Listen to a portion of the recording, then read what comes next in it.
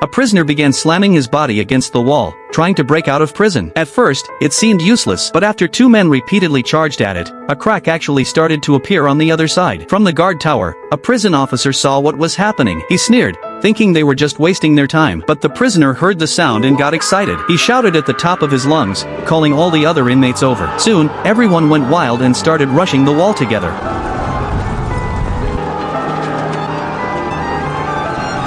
However, they had clearly underestimated the strength of the concrete. The two men who started it almost knocked themselves out. The guard watched in shock, unable to believe what he was seeing. After a while, the wall hadn't changed at all. Most of the inmates gave up, but one man refused to quit and decided to keep trying. Meanwhile, a mob boss had brought his men to the river for shooting practice. The new recruits were terrified and nearly shot each other. To toughen them up, the boss told them to fire randomly into the sky. Then he had a sniper trained separately. Unexpectedly, one of the bullets soared thousands of meters into the air.